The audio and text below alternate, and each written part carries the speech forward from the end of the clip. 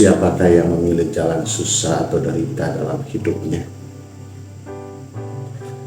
Penderitaan sedikit saja menjadi beban dalam pikiran. Kesalahan kecil saja membuat orang overthinking.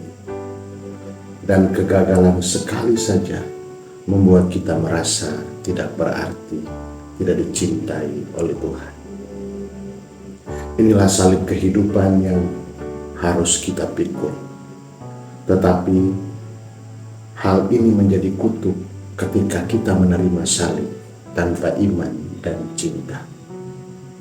Akhirnya Tuhan selalu disalahkan, sesama dipersoalkan tanpa melihat ke dalam diri atau introspeksi diri. Bapak, Ibu, saudara-saudariku yang terkasih, saya mengajak kita semua untuk hening sejenak, mengingat seluruh karya Yesus yang kita ingat dalam pengajaran-pengajarannya, dalam sabda yang kita dengarkan, kita renungkan.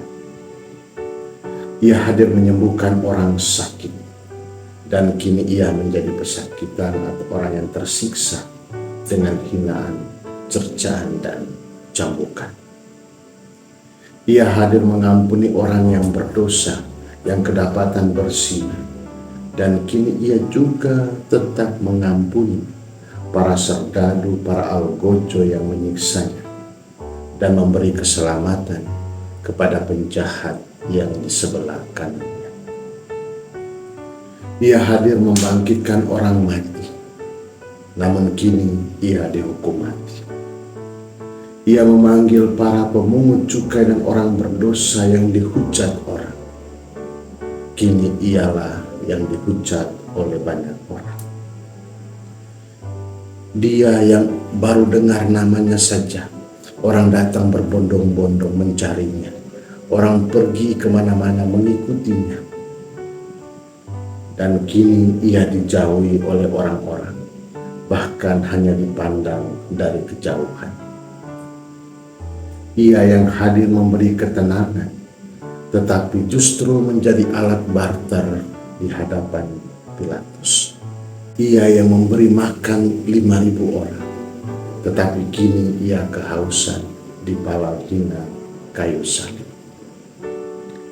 Saudara-saudariku, Bapak Ibu yang dikasihi oleh Tuhan, mengingat semua karya Yesus dan apa yang kita lakukan dengan segala dosa dan kesalahan kita, maka ibadat Jumat Agung ini menyadarkan kita bahwa Allah mencintai umat manusia dengan meninggikan anaknya, meninggikan putranya di kayu salib, di palang penghinaan.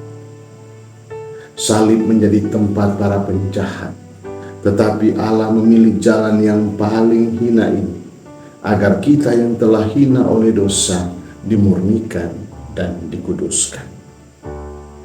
Karena cintanya, maka Yesus taat pada perintah Bapa meski berpeluh darah di Taman Zaitun, dan setia memikul salib meski tubuhnya lemah karena kekurangan darah, langkah tertatih, jatuh bangun, dan dipermalukan di depan umum.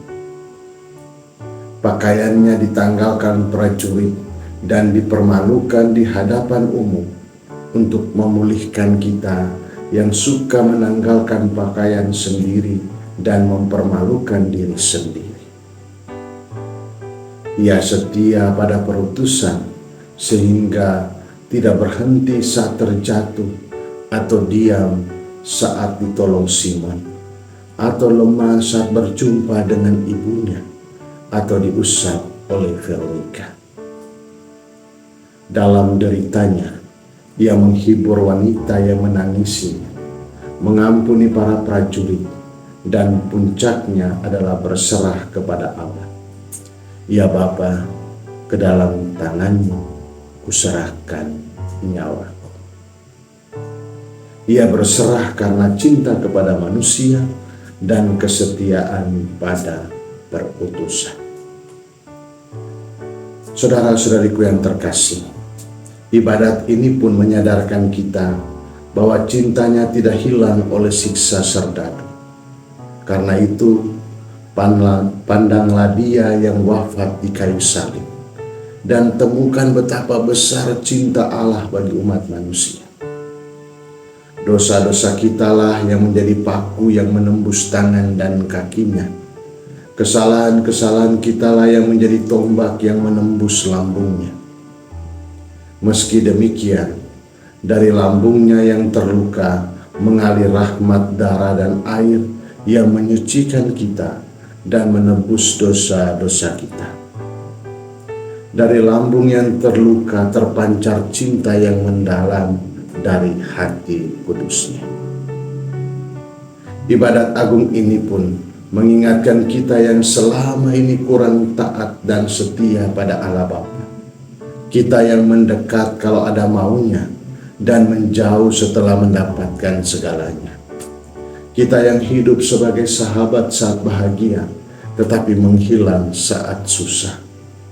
Kita yang mencuci tangan pada suatu persoalan agar tidak dipersalahkan. Setelah diingatkan, ibadat ini pun turut mengajak kita untuk setia memikul salib kehidupan kita. Kalau jatuh 7 kali, maka bangkitlah 8 kali. Fokus dan taat pada harapan, karena banyak yang akan menghujatmu, menjatuhkanmu, memberi pujian kosong di perjalanan hidupmu. Pangkulah penderitaanmu seperti Maria memangku Yesus, dan rengkuh itu semua dalam doa-doamu, agar kamu diangkat menjadi anak yang dikasihi. Saudaraku, setialah memanggul salib kehidupan kita meski berat, melelahkan, atau bahkan jatuh berulang kali. Karena saat kita mengatakan seperti Yesus, sudah selesai, maka Allah akan melanjutkan karyanya yang lebih besar dari apa yang kita pikirkan, lebih besar dari apa yang kita doakan, lebih kuat dari apa yang kita perkirakan.